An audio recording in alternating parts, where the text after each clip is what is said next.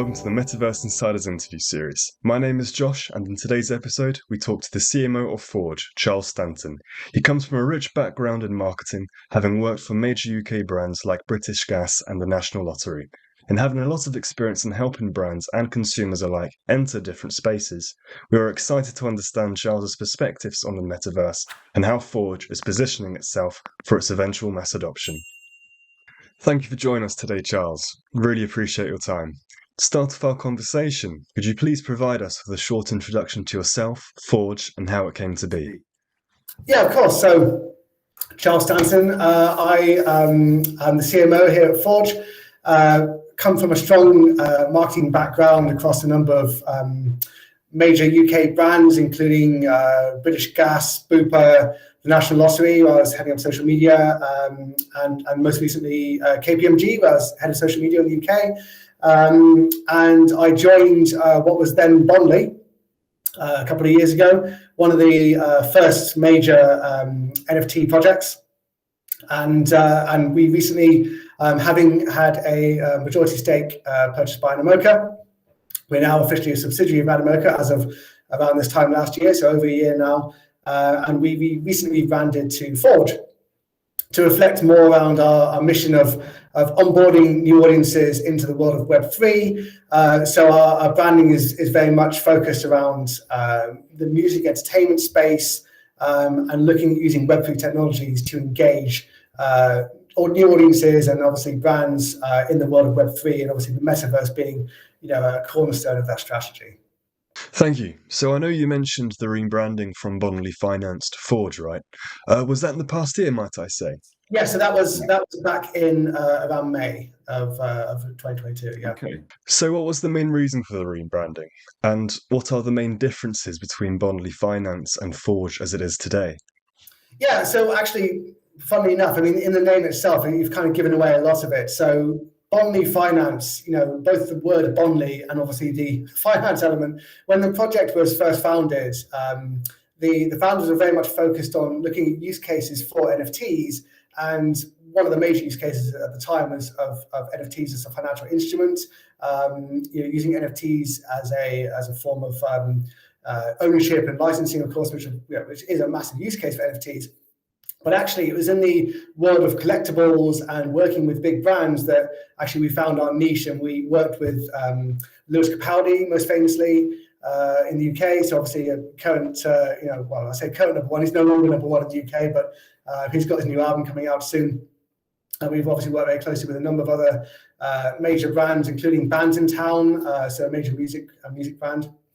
And so we felt that actually Bondly Finance wasn't really adequately representing not only the direction we were going, but also the kind of audience we were trying to attract. I mean, you think about onboarding new audiences, and you guys will be aware of this in Metaverse Insider, how do you overcome that barrier of people seem to perceive of this industry where it's predominantly kind of tech heavy, let's say slightly geeky, let's say predominantly males in their 30s. It's a sense of it's a world that's very hard to understand. And actually, when you start to understand how this technology can be utilized, it isn't necessarily too hard to understand. And we want a brand that reflects the kind of the energy and the excitement and the opportunity for brands to try and experiment doing new things.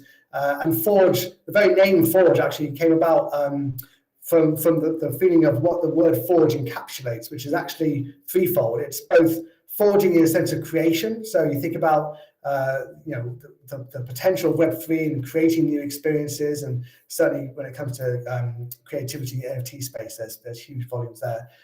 There's forging ahead, the sense of kind of pushing forward with new technologies in the world of Web3. And there's also forging relationships, and of course, the kind of primary brand ethos of Forj is around the relationship between the fan and the creator.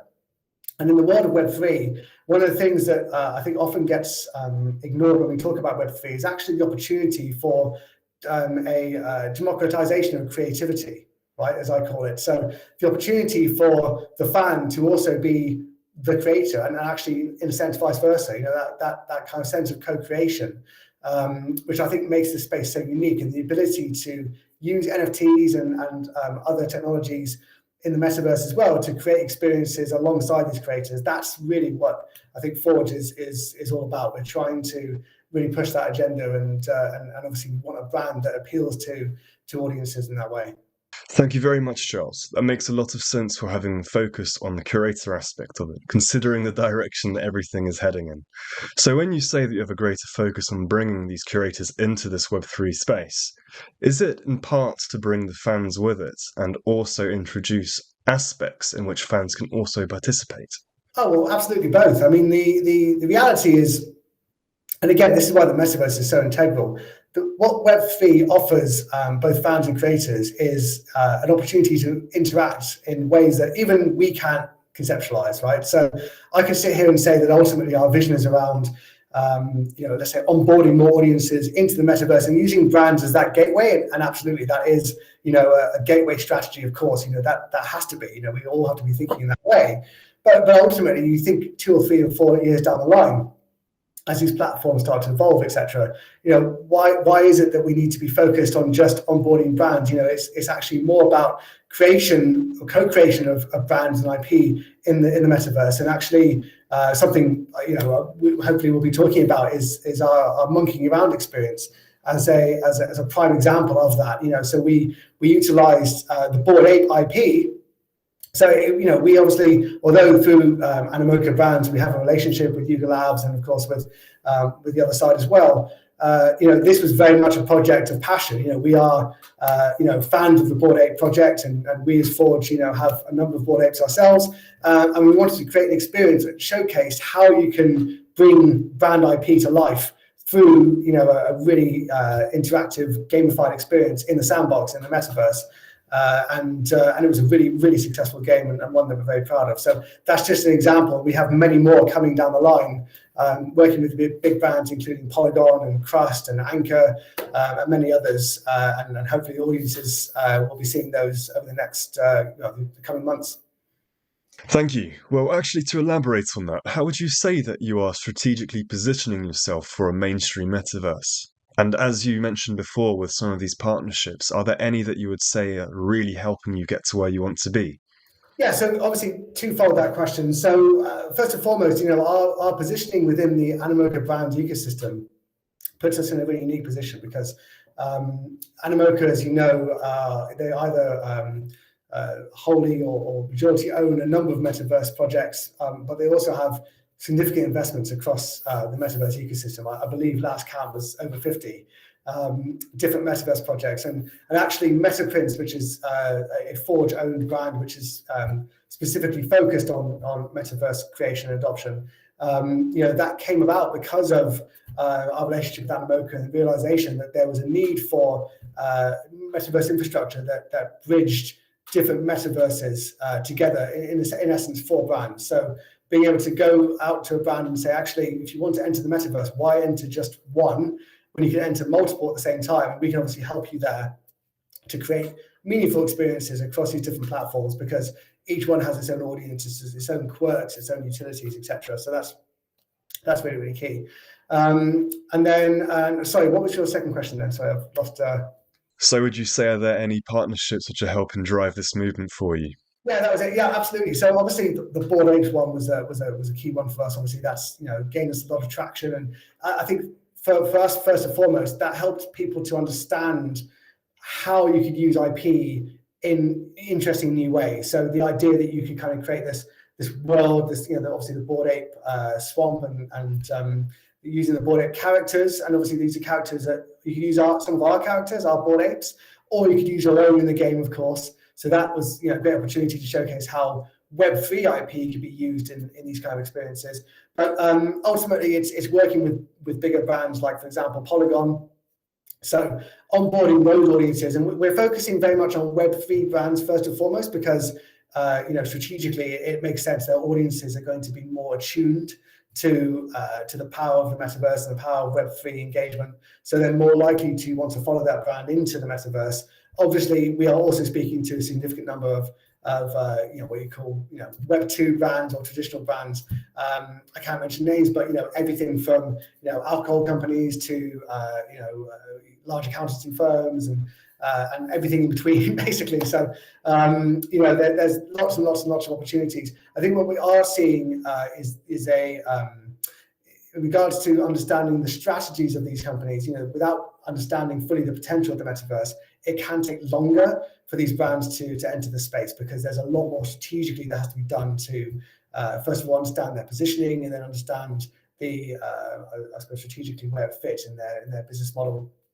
And then, of course, they're going to be a little bit more tepid about just jumping right in compared to like I say, Polygon or Crust or others. So, but yeah, by using these Web3 brands and their audiences to showcase the potential of these partnerships, we can obviously use that as a means of onboarding more traditional brands. Thank you, Charles. That all makes a lot of sense. So, I want to speak to you a little bit more about Forge's Metaprints. As we are a metaverse publication, what, say, are the largest use cases of Metaprints? Because I was doing some research before, and it almost seems like a one-stop solution for brands wanting to enter the metaverse space in the first place. Yeah, so I mean, the simple way of framing it is that we, as I mentioned before, we recognize that a lot of brands looking to get into the space are faced with so many difficult decisions to make. Even before you start thinking about the costs of activation and the strategies behind that activation, take it back even further. What platform am I meant to be on? Why would I be on the Sandbox rather than Decentraland, rather than Wilder World, rather than any other? Everything, Axie Infinity, whatever it might be. So we're here as a solution in the respect of we have very close relationships with all of these platforms, again, facilitated through our relationship with Animoca, and we can help these brands to not only decide where they should be activating, but also we can help them activate across multiple metaverses at the same time, and to some extent offering a degree of interoperability in the absence of that technology being available right now. So if you know much about the wider Animoca brand strategy, the focus has been very much around this idea of the open metaverse. Animoca and we as well, believe that there shouldn't be one metaverse to control them all, and hopefully that would never be Meta. There's a number of fantastic centralized platforms emerging, and we want to get to a place where eventually it doesn't matter what metaverse we're talking about. You should be able to just enter that metaverse using the assets you've already purchased and utilize them within that space. And we're obviously a while away from that. But in the absence of that, we're here as a solution for those brands, and we can ensure that there might be a scenario whereby you have, let's say, you're Nike, and you're selling NFT trainers, but you've come through us, and we have a number of different experiences. Let's say, Nike experiential, games in different metaverses. That one asset that you purchase could be utilized across all these different experiences, maybe in varying ways, but ultimately it still has value across these different ecosystems where normally that wouldn't be the case. So yeah, we're ultimately I suppose a way of streamlining and simplifying that process for brands to enter the metaverse space. Thank you. Yeah, it makes sense, because there are quite a few people who obviously have mixed opinions on what the metaverse will eventually be. I think the general consensus that it's not going to be a singular open virtual world, but more so multiple virtual worlds that can be entered between with ease. So from a perspective of being decentralized, blockchain technology is definitely the way to achieve this. Is Forge in support of a decentralized network? Absolutely, yeah. So ultimately, this is what Web3 is all about. As I mentioned before, in the same way that we want to focus on democratization of content, we also want to focus on democratization of experience, and this idea that brands can create much more rich engagement with fans by allowing them to co-create that experience. And obviously, Web3 allows them to do that because of the fact that they have, for example, through ownership of either land assets or other NFT assets, or whatever it might be, whatever digital asset that might be, allowing them to then have a say in that experience. So, for example, we're launching a series of what we call social hubs, which are predominantly with these crypto brands I've mentioned. We have 10 brands we're working with, and those who purchased our Genesis Metaprints NFTs or the social hub passes for those individual brands will have the power to vote on that experience and help us to shape that experience for those brands. So if you can imagine being a fan of Polygon and a really engaged community member, having the power to shape how you interact with that brand in the metaverse. Obviously, we have license agreements with these different brands to be their essentially their gateway into the metaverse. So with Polygon, we are well positioned as a company to actually work with them on their entry into the metaverse across different platforms. So being able to co-create and actually help shape that experience, that's really powerful, and you can't do that without decentralization, right? So absolutely, and taking that one step further, our vision of the metaverse is, I know you will have heard this a number of times, but it is the next evolution of the internet in respect of the fact that it may not replace web pages in quite the same way, because you can't have a metaverse for everything, but ultimately there will be a scenario where you would use a browser like you would normally use a browser for the web, and you were looking for a specific thing. It would take you to a metaverse with that experience, and there might be a number of those experiences across different platforms. You select the one that you feel is the most appropriate for you today. Maybe you want something that's faster but hasn't got as high quality graphics, and that's fine. You might want to go into the sandbox, or maybe you want to experience something that's close to real life and you have a more powerful laptop or computer, and or you're willing to wait for those load times. You might want to go to that particular metaverse.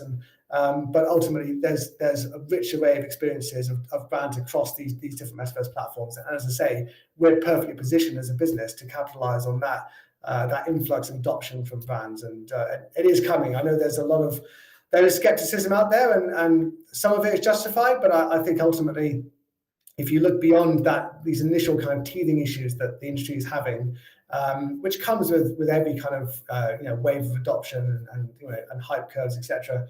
There will, it might take years. It could take over 10 years to get to the place we envisage, but it is coming, and I think the use cases are too strong, frankly, for it not to. I couldn't agree with you more, Charles. I have to say, as you said, it's an evolution of what we currently have, so aspects of what we already have will still stick around. I can't imagine classic web pages will disappear. It's also the same with some people who interpret the metaverse as being solely VR based, or just have headsets left, right, and centre, which I think to a certain degree could be the case. But also, it's not going to be the case if people can't tolerate long headset usage. It's going to drive people nuts. Of course. Well, actually, I think there's going to be a version of the metaverse that isn't talked about as much, which is this AR version of the metaverse. When you think about the metaverse, you think, okay, it's an immersive experience where I have an avatar and I walk around, and whether that's through a headset or otherwise, I'm immersed in an entirely new world. Now, why can't that world be visualized and interacted with while I'm going about my day-to-day life? And there's aspects of the metaverse that actually play quite nicely into AR, and I think that could actually be where eventually we land from a more, let's say, more widespread adoption basis. Actually, it makes more sense if it's a case of I just have a pair of let's say Google glasses or whatever, whether it's contact lenses or whatever else it might be, or even just using your phone, of course, just using the phone as a window around your world, being able to interact and gamify your real life experiences in a way that you already kind of do a little bit with Pokemon Go and games like that, but just on a more interactive level. You can imagine the use cases for things like work. There's some obvious use cases there. Clearly, mass participation gaming, but be able to imagine a scenario where you can almost like dress yourself in real life, but also as your avatar, and people can kind of see you in your real life clothing, but also as your avatar as well, and the opportunity to kind of play with your identity in that way, I think is really kind of interesting kind of territory. So no, absolutely. I think there are so many different avenues that this could evolve into, and I think for us the key thing is making sure that whatever happens, we are perfectly positioned to kind of capitalize on these trends and these kind of emerging technologies. And as I mentioned, because we're spread so well across so many different metaverse platforms, we have the inside scoop on where all of these platforms are thinking about going. And certainly it's a very exciting place to be. Exactly. There are so many things to come, and we're literally on the brink of it all happening. So it couldn't really be in a more exciting place to see it all unfold. Just to elaborate on that though slightly, what would you say are the main targets for Forge in the next 5 years? And is there anything new and exciting that you can talk to us about coming from Forge in the near future?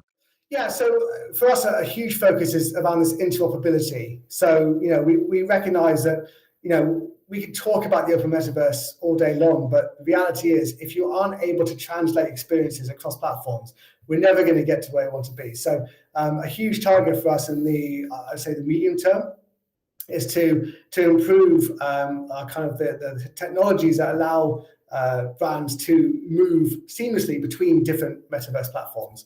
And we want to be at the forefront of providing technologies and products around that. But kind of in a longer term sense, clearly onboarding of mass audiences, because clearly brands are going to want to be where their audiences are, and this is one of the shall we say, kind of the current issues is that how do you sell a concept into a brand if you can't prove that the audience is there already? That's the way that marketing works, isn't it? You want to market to your audience, and you first you have to work out where your audience are.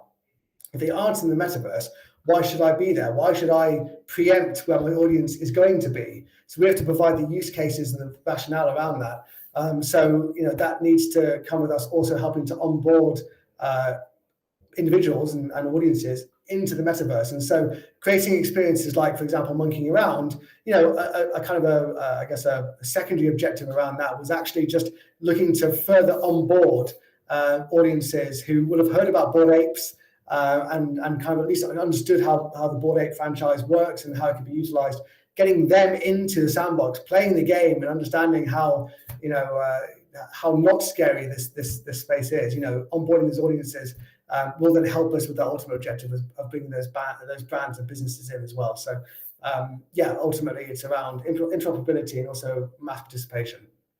Thank you very much. So regarding the greater picture of the metaverse, what would you say is to come within the next 5 to 10 years? Because as soon as all the hardware catches up with all the concepts that we have, I'm sure it's going to be absolutely revolutionary. Yeah, of course. Yeah, I think for me, what I've always said is that I think the first big breakthroughs are going to be quite boring, to be honest with you.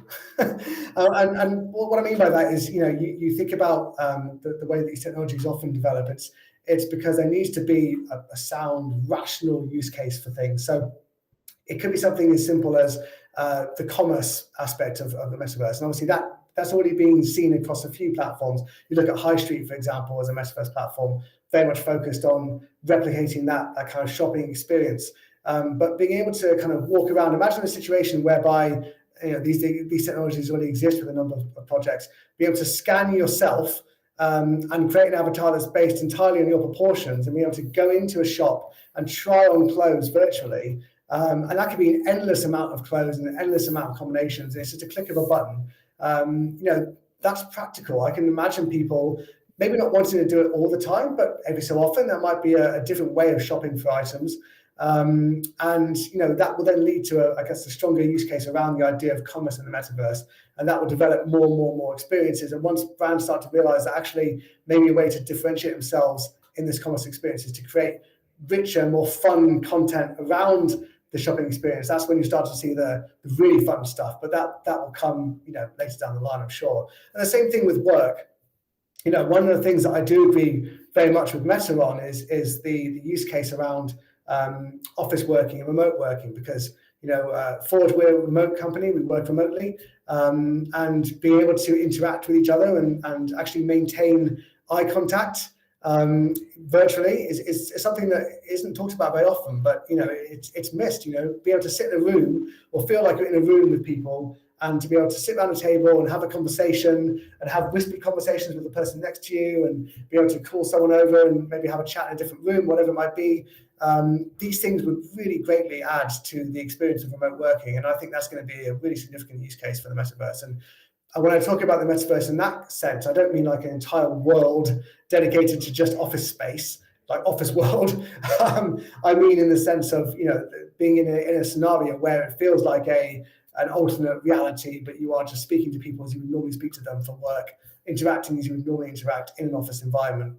I think that's going to ultimately be the kind of initial driver of adoption. But as I say, because we're focused very much around brand adoption, we're looking at ways to kind of recreate kind of branded experiences in the metaverse. But what we're always trying to explain to clients is you don't want to replicate what you do in real life in the metaverse. That's not the point. People can go and do these things in real life, and there's not as much of a case as opposed to being able to really stretch the imagination and stretch your brand, I suppose, and the values of your brand to create experiences that go above and beyond to communicate what your brand is all about. So, for example, if you're Coca-Cola and your brand is all about joy, you're not just going to replicate the experience of buying a bottle of Coca-Cola from a vending machine, are you? You're going to replicate the feeling of joy, and Coca-Cola is going to be a big part of that. So what kind of experience can I create? Is it surfing on a wave of Coca-Cola, or is it kind of flying through the air on fizzy Coca-Cola bottles, or whatever? I don't know, but ultimately it's kind of how can I utilize the brand and the brand values in a way that kind of create these really original, unique experiences for audiences. And I think that's going to be, for brands, that'll be where they start to really kind of wake up to the potential of the space. Thank you, Charles. Those are all the questions that I wanted to ask you. Is there anything else that you would like to add that feels important for our readers? Please feel free.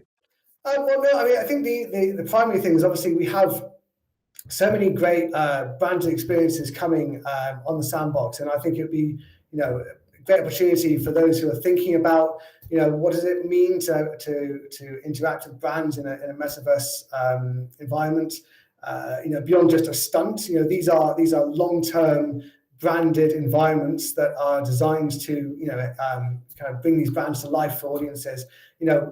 Basically get involved, come and play the games, and to see how it's done. We've got these projects launching on the sandbox over the coming months. As I said, there will hopefully be some in Alpha Season 4, but we also will be launching in the meantime a number of games on the Game Maker platform for Sandbox as well. So yeah, do come down. There's a chance to win great prizes as well. So we're obviously incentivizing those who come and play, and the idea being if you get a top score, you get a chance at winning some significant some funds. We've partnered with the Sandbox to offer, I think, about $100,000 of prizes across all of our experiences. So a good opportunity for fans of the metaverse to get involved and have a chance of potentially getting rewarded for their time as well.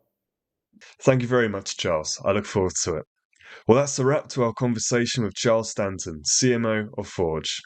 Be sure to stay tuned for weekly updates in the industry and content covering all things Metaverse. Follow the Metaverse Insider on Twitter and LinkedIn, and visit metaverseinsider.tech for all our content. Thank you for joining us, and until next time.